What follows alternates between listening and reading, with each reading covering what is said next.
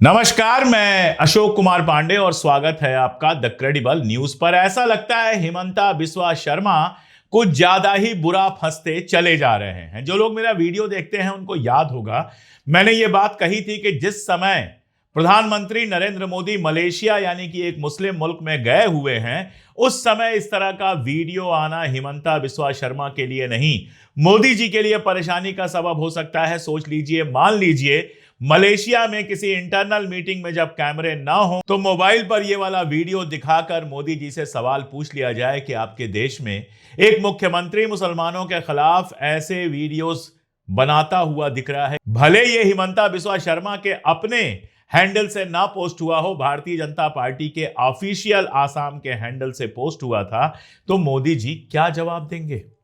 जवाब तो हिमंता बिस्वा शर्मा भी नहीं दे पा रहे हैं। टीवी चैनलों पर कह रहे हैं मुझे इस वीडियो के बारे में कुछ नहीं पता, मैं नहीं जानता, फला ढिमका। और अब खबर यह आ रही है कि आईटी सेल जो वहां का है उसको पूरा का पूरा बर्खास्त किया जा रहा है।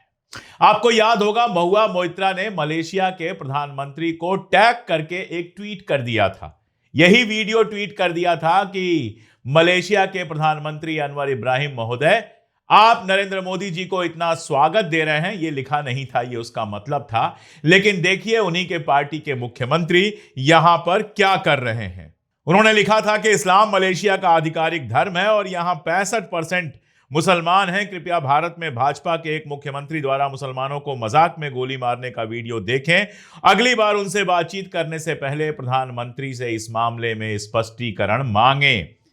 कौन जाने कि अंदरूनी किसी बैठक में ऐसा कोई स्पष्टीकरण मांगा ही गया हो। अल जजीरा पर भी यह वीडियो लगाया गया। अल जजीरा के ट्विटर हैंडल ने यह वीडियो लगाया और कहा कि भारत की हिंदू राष्ट्रवादी भारतीय जनता पार्टी द्वारा असम राज्य में साझा किया गया एक वीडियो, जिसे एआई द्वारा बनाया गया था और हटा दिया गया है, इसकी व्यापक निंदा हो रही है, क्योंकि इसमें पूर्वोत्तर राज्य के मुख्यमंत्री हिमंता बिस्वा शर्मा को मुसलमानों की एक तस्वीर पर गोली दागते हुए दिखाया गया है। अल जजीरा, आप जानते हैं, मिडिल ईस्ट का सबसे ज्यादा देखे जाने वाला चैनल है। कितने लोगों ने इसको देखा होगा और वहां से भी 2-4 फोन मोदी जी को आए हों तो कोई बड़ी बात नहीं है।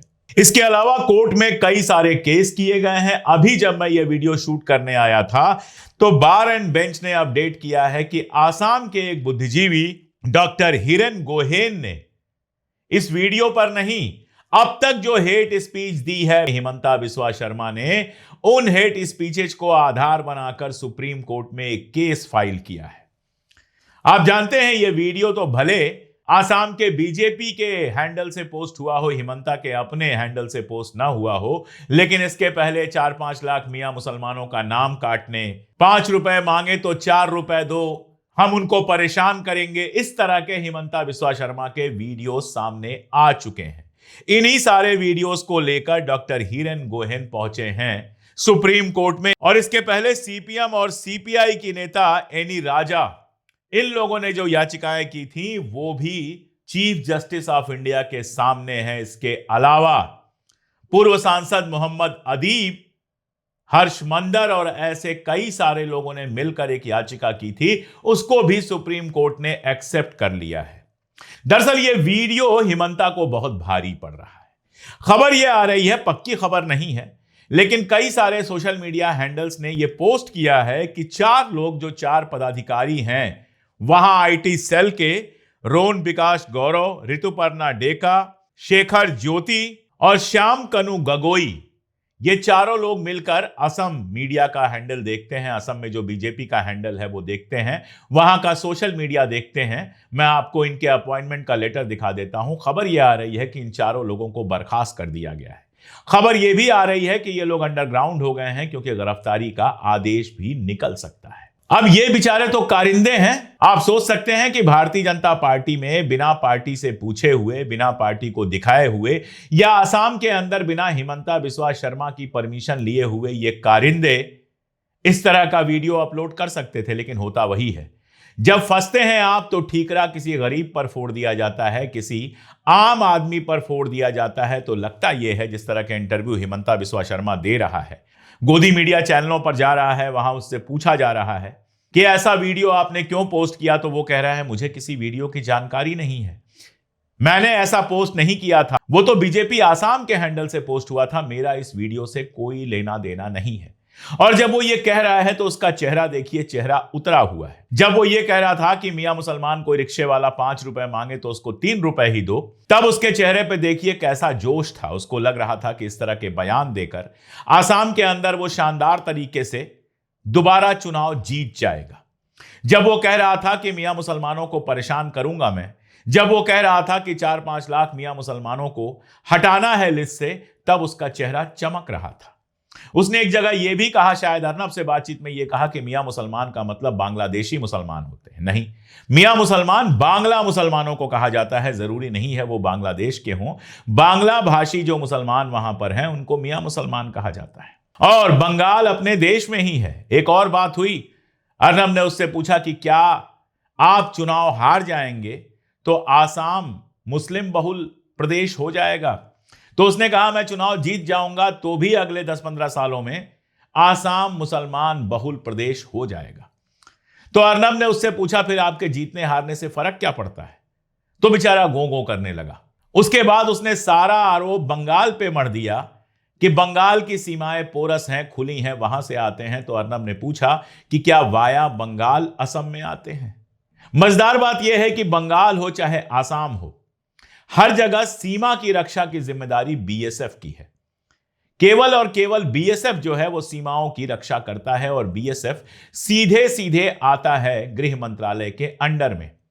तो चाहे बंगाल से घुसपैठिए घुस रहे हों, चाहे आसाम से घुस रहे हों, जिम्मेदारी तो केंद्र सरकार की है।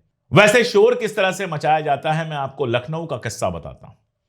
लखनऊ में कहा गया कि लाखों घुसपैठिए लखनऊ में रहते हैं, और जब जांच वांच हो गई तो अब कहा जा रहा है कि नहीं, लखनऊ में कोई घुसपैठिया नहीं है। जब झारखंड में चुनाव था तो झारखंड में घुसपैठिए घुस गए थे। जब बिहार में चुनाव था तो बिहार में आसाम, बंगाल, उड़ीसा सब पार करके घुसपैठिए आ गए थे। और अब आसाम में चुनाव है तो आसाम में घुसपैठिए दिखाई दे रहे हैं। ये कौन से घुसपैठिए हैं जो भारतीय जनता पार्टी की मदद करने के लिए जहां चुनाव होता है वहां पहुंच जाते हैं?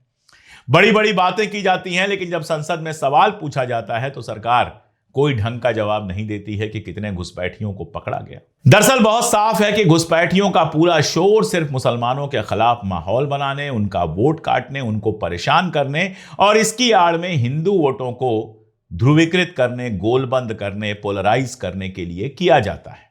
अब चुनाव है आसाम में, और अभी आपको याद होगा गौरव गोगोई जब चुनाव लड़े थे, पूरी ताकत लगा दी थी हिमंता बिस्वा शर्मा ने, लेकिन हरा नहीं पाए थे गौरव गोगोई को। तो एक डर तो है ही कि अगर कुर्सी चली गई तो क्या होगा। यह पक्की बात है। हिमंता के ऊपर जिस तरह से करप्शन के आरोप लग रहे हैं, कांग्रेस जैसे फ्रंट फुट पे खेल रही है, यह तो पक्की बात है कि अगर चुनाव हार गए तो जेल जाएंगे, और एक बार जेल गए तो फिर हमेशा के लिए उनको डस्टबिन में डाल देगी भारतीय जनता पार्टी, जैसे पहले भी कई लोगों को डाल चुकी है। तो इस चुनाव में घबराए हुए हैं हिमंता, और उनको सिर्फ हिंदू मुसलमान नजर आ रहा है, और इसीलिए इस तरह की पोस्ट, इस तरह के वीडियो उन्होंने बना के डाल दिए। बाकी सब तो ठीक था, लेकिन यह वीडियो गले की हड्डी बन गया। वैसे भी जब कोई कंट्रोल खो देता है, पागल हो जाता है और लगातार हरकतें करता जाता है, तो कोई एक हरकत ऐसी होती है जो गले पड़ जाती है। यह वीडियो हिमंता बिस्वा शर्मा के गले पड़ गया है। असर क्या होगा देखना है। डर यह है कि कहीं चुनाव के पहले ही भारतीय जनता पार्टी इनको कुर्सी से उतार के कोई नया चेहरा आसाम में ना दे दे। अगर ऐसा होता है तो फिर वो कहावत याद कीजिएगा, धोबी का फलाना, न घर का न घाट का। आज के लिए इतना ही, बहुत शुक्रिया।